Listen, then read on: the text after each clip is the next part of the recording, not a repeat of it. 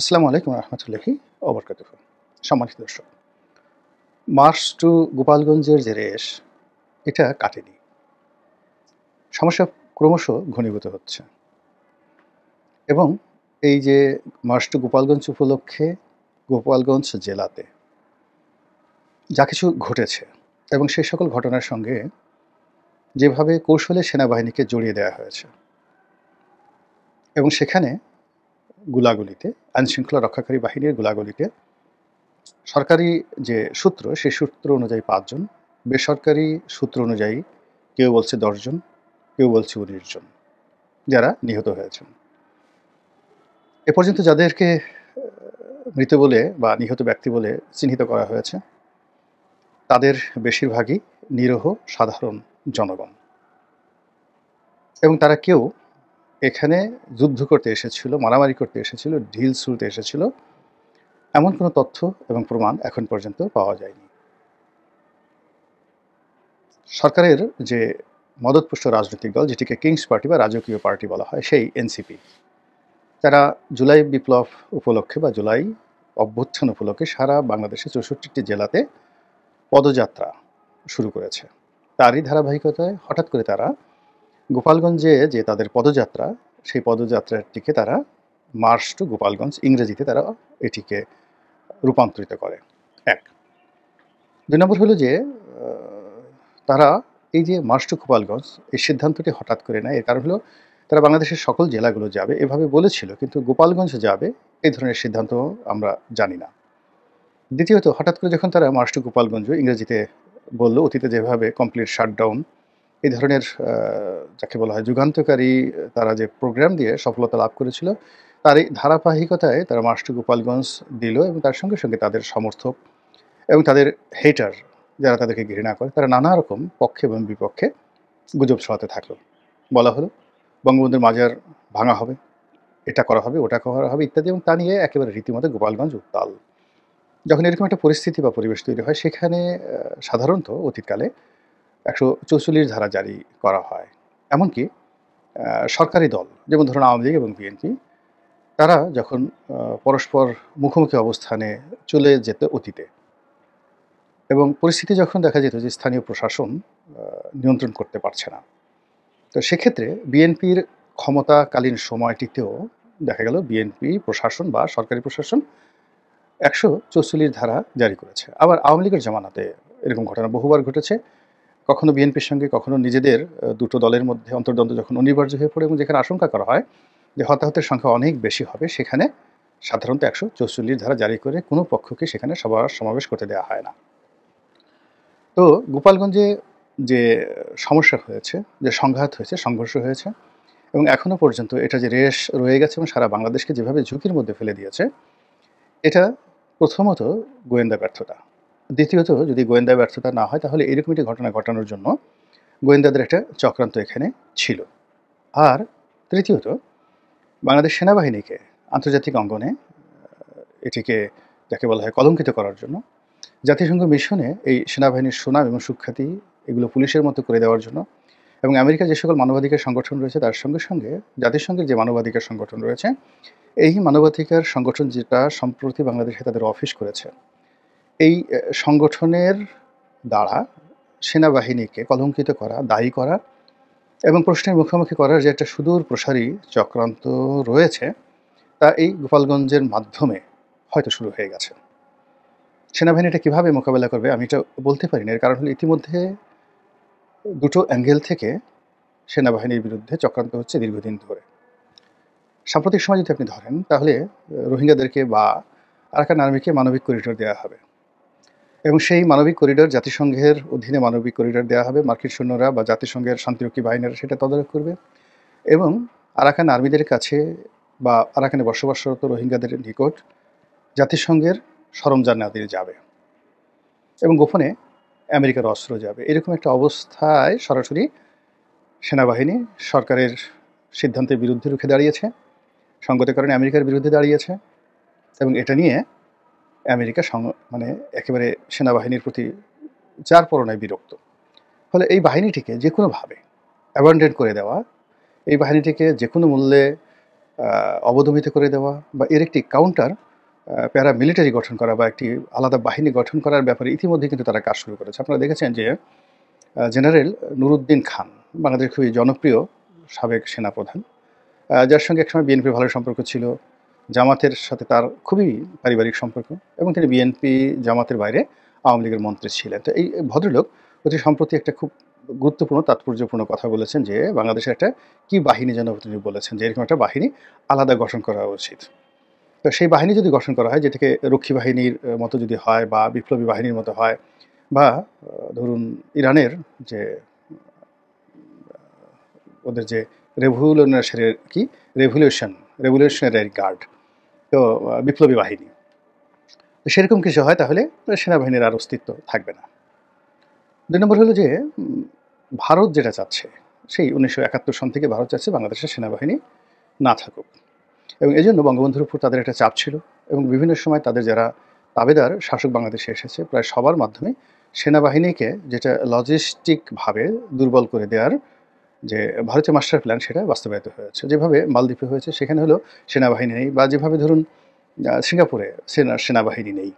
তো ভারত মনে করে যে তাদের সঙ্গে যদি একটা সামরিক চুক্তি বাংলাদেশের সঙ্গে থাকে, বাংলাদেশের সেনাবাহিনীর যে বিশাল ব্যয় হয়, এই ২ লক্ষ বাহিনীকে লালন পালন করার কোনো দরকার নেই। এর ১০ ভাগের ১ ভাগ টাকা যদি ভারতকে দেওয়া হয় তাহলে ভারত বাংলাদেশের যেকোনো প্রয়োজনে সৈন্য দিয়ে সহযোগিতা করতে পারে। তো এই যে চক্রান্ত এগুলো তো চলছে, দীর্ঘদিন ধরে চলছে। সেই চক্রান্তের মধ্যে এই জমানাতে এসে যখন এরকম গোপালগঞ্জের একটা ঘটনা ঘটলো, এটাকে আর যাই বলেন না কেন খুব সহজ সরল ঘটনা হিসেবে আমি মনে করি না। দ্বিতীয়ত সেনাবাহিনী ধৈর্যের সঙ্গে গত ১১ মাস ধরে নির্বিকার থেকেছে। তাদের চোখের সামনে অনেক হত্যাকাণ্ড হয়েছে। তাদের চোখের সামনে মাস্তানি, চাঁদাবাজি, তারপরে শেষে হয়নি এ ধরনের এহেন কুকর্ম নেই। তারা বসে, বসে গোয়েন্দা রিপোর্ট করেছে।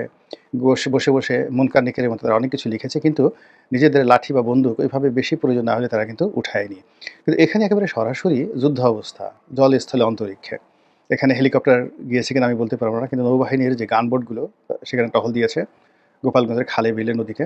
আর সেনাবাহিনীর সর্বোচ্চ যে টহল সেটা সেখানে চলেছে এবং হঠাৎ করে সেনাবাহিনীর এই তৎপরতা হওয়ার পেছনে কারণ এবং তৎপরতা হওয়ার পরে যে উদ্ভূত পরিস্থিতি হয়েছে সেই পরিস্থিতি নিয়ে আগামীতে দেশে এবং দেশের বাইরে কি বিপদ বিপত্তি আসতে পারে দেশের জন্য, সেনাবাহিনীর জন্য, সেটা নিয়ে আমাদের মনে হচ্ছে যে আলোচনা করা উচিত এবং খোলামেলাভাবেই। আপনারা জানেন যে গোপালগঞ্জের ঘটনা ভারতের পত্রপত্রিকা খুবই নেতিবাচকভাবে উপস্থাপন করেছে এবং গ্লোবাল মিডিয়া আল জাজিরা থেকে শুরু করে ইউরোপ, আমেরিকার বিখ্যাত মিডিয়াগুলো বাংলাদেশ সেনাবাহিনীর এই যে ক্র্যাকডাউন বা গুলি চালানো, এই জিনিসগুলো যেভাবে তারা প্রদর্শন করছে তা ইউনুস সরকারের জন্য এবং সেনাবাহিনীর জন্য খুবই যাকে বলা হয় বিব্রতকর।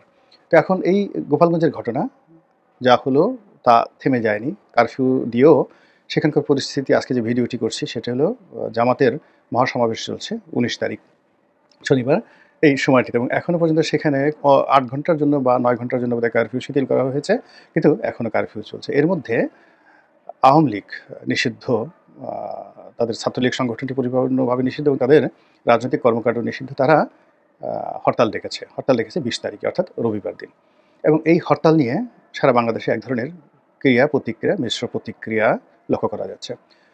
লোকজনের বক্তব্য হলো যে একটা হরতাল কিভাবে করতে হয় এবং হরতালের সহিংসতা করার ক্ষেত্রে আওয়ামী লীগের এবং তাদের ছাত্রলীগ, যেটা নিষিদ্ধ ছাত্রলীগ, তাদের যে পারঙ্গমতা রয়েছে, অতীতে তারা যে সফলতা দেখিয়েছে এবং যেভাবে তারা জ্বালাও পোড়াও করেছে এবং যেভাবে মানুষকে ভয় দেখিয়েছে এবং জাতিকে বাধ্য করেছে, এই সময়টিতে বাংলাদেশের অর্থনীতি যখন এরকম দুরবস্থার মধ্যে এবং পুলিশ যেখানে এখনও ঘুরে দাঁড়াতে পারেনি এবং জনগণের মধ্যে যেখানে ভীতর সন্ত্রস্ততা রয়েছে এবং আওয়ামী লীগের লোকজন গত ১১ মাসে যেভাবে একটা সুযোগের জন্য বিক্ষুব্ধ হয়ে আছে, তো সেক্ষেত্রে গোপালগঞ্জের মতো যদি অন্য কোনো জায়গাতে অন্য ১০টি স্পটে বা ২০টি স্পটে তারা সুযোগ পায়, আওয়ামী লীগের যারা লোকজন আছে সেখানে তারা সর্বনাশের যে মহা সমারোহ শুরু করবে, সেটি সামাল দেওয়ার ক্ষমতা বাংলাদেশে কোনো আইনশৃঙ্খলা রক্ষাকারী বাহিনী নেই। ধরুন গোপালগঞ্জে তারা পূর্ব ঘোষণা দিয়ে এই কাজ করেছে, এই জন্য সেনাবাহিনীর ব্যাপক প্রস্তুতি নিয়েও যারা গেছেন তাদেরকে প্রোটেকশন দিতে পারেননি। ফলে সেনাবাহিনী এখানে সব কিছু হারিয়েছেন। জনগণের বিশ্বস্ততা, নির্ভরতা, আন্তর্জাতিক যে তাদের ইন্টিগ্রিটি সেটা হারিয়েছেন। তারা আওয়ামী লীগের গালি খাচ্ছেন, বিএনপির গালি খাচ্ছেন, জামাতের গালি খাচ্ছেন এবং একই সঙ্গে যাদেরকে তারা একেবারে এত ঝুঁকি নিয়ে রক্ষা করেছেন, সেই যে সেনাবাহিনীর যে সাজোয়া যান, যেটিকে আমরা সাধারণ ভাষায় ট্যাঙ্ক হিসেবেই বলে থাকি, যদিও ওগুলো ট্যাঙ্ক নয়, অন্য গাড়ি। তো সেই সাজোয়া জার্নি করে তাদেরকে যেভাবে ওখান থেকে সরিয়ে আনা হয়েছে, এত কিছুর পরেও কিন্তু এনসিপির অর্থাৎ রাজকীয় পার্টির যারা কর্তা ব্যক্তি তারা আ অভিযোগ করেছে যে ওখানে পুলিশ, সেনাবাহিনী বা সিভিল অ্যাডমিনিস্ট্রেশন যথাযথ দায়িত্ব পালন করেননি এবং জনগণকে তাদের উপর লেলিয়ে দেওয়ার জন্য ওখানে যে চক্রান্ত হয়েছে, সেই চক্রান্ত ওখানকার অ্যাডমিনিস্ট্রেশন আগে থেকে জানতো এবং যদি তারা চাইতো তাহলে এটা মোকাবেলা করতে পারতো অথবা এটা এভয়েড করতে পারতো, যেটা তারা করেনি। এবং এজন্য এই যে তরুণদের দল বা তারুণ্যের দল বা রাজকীয় দল বা কিংস পার্টি তারা আবার গোপালগঞ্জে রাজনৈতিক সমাবেশ করার হুমকি দিয়েছে। তারা বলেছে যে এবার শুধুমাত্র আমরা শুধু গোপালগঞ্জ শহরে যাব না, গ্রামে গঞ্জে মাঠে ঘাটে আমরা যাব এবং সেখানে মুজিববাদের কবর আমরা রচনা করব। এখন আমি আমার যে ক্ষুদ্র বুদ্ধি যতটুকু আওয়ামী লীগের রাজনীতি করেছি, বাংলাদেশের রাজনীতি করেছি, আসলে আমি কখনো মুজিববাদ খুঁজে পাইনি। এমনকি গোপালগঞ্জের মানুষ মুজিববাদ কি বলতে পারবে না। শেখ হাসিনাকেও যদি জিজ্ঞাসা করা হয় যে মুজিববাদ বলতে আসলে কি বোঝায়? শেখ মুজিবের মতবাদটা কি? তার কি কোনো আলাদা মতবাদ ছিল? যেমন লেনিনবাদ, মার্কসবাদ, তারপরে শেষে মাও সেতুংবাদ, এরকম অনেকগুলো বাদ আছে না? তো এরকম শেখ মুজিবের বাদটা কি? আমি এটা জানিনি। কিন্তু আমাদের তরুণরা তারা এটা আবিষ্কার করে ফেলেছে যে আওয়ামী লীগের শক্তিমত্তার পেছনে বা তারা যে ঐক্যবদ্ধ রয়েছে এটার পেছনে মুজিববাদ রয়েছে। কাজেই এই মুজিববাদকে কবর দিতে হবে। আর কবর দেওয়ার জন্য তারা শুরুটা করেছে মুজিববাদ কবর দেওয়ার এই স্লোগানটি গোপালগঞ্জ থেকে। এবং সেখানে গোপালগঞ্জ থেকে তারা ফিরে এসে সারা বাংলাদেশে অন্যান্য যে জায়গাগুলোতে গিয়েছে, নারায়ণগঞ্জ গিয়েছে, তারপরে খুলনাতে গিয়েছে, ফরিদপুরে গিয়েছে, রাজবাড়ীতে গিয়েছে, সেখানেই তাদের প্রথম স্লোগান ছিল এই বাংলায় মুজিববাদ থাকবে না, মুজিববাদ মুর্দাবাদ, মুজিববাদকে কবর দিতে হবে। এবং এই কবরটির একেবারে ফাইনাল যে একেবারে কবর দেওয়া, এটা তারা আবার সেই গোপালগঞ্জ গিয়ে, গ্রামে গঞ্জে গিয়ে তারা এই কবর রচনা করতে চাচ্ছে। তবে তারা যেটা করতে চাচ্ছে সেটি হলো গোপালগঞ্জের মানুষকে আপন করে নিতে চাচ্ছে। তারা মুজিববাদকে কবর দিবে কিন্তু গোপালগঞ্জের মানুষকে তারা আপন করে নেবে। তাদের মগজ ধুলাই করার চেষ্টা করবে, তাদেরকে বোঝানোর চেষ্টা করবে এখানে যারা তরুণ রয়েছেন তারা গোপালগঞ্জের সর্বস্তরের মানুষের মধ্য থেকে যেন মুজিব প্রীতি চলে যায়, মুজিবের মতবাদ চলে যায়, আওয়ামী প্রীতি চলে যায়। এটা যে একটা জঙ্গি দল, একটা সন্ত্রাসী দল, এই জিনিসগুলোকে তারা সুন্দরভাবে বুঝিয়ে সুঝিয়ে তারা গোপালগঞ্জ বিজয়ের জন্য তারা সহ তাদের যারা মুরব্বী রয়েছেন, পীর রয়েছেন, মুর্শিদ রয়েছেন, সবাই সম্মিলিতভাবে এখন প্রচার চালাচ্ছেন, প্রোপাগান্ডা চালাচ্ছেন। তো সেই প্রচার এবং প্রোপাগান্ডার প্রেক্ষিতে যদি আগামী দিনে তারা আবার গোপালগঞ্জ যায়, তাহলে সেখানে কি হতে পারে? অথবা তার আগে, অর্থাৎ তারা ভবিষ্যতে যাবেন এবং তার আগে ইভেন টুমরো এই যে হরতাল, গোপালগঞ্জে যে ঘটনাটা ঘটলো, এই হরতালের মাধ্যমে আওয়ামী লীগ আসলে বাংলাদেশকে কি মেসেজ দিতে চাচ্ছে?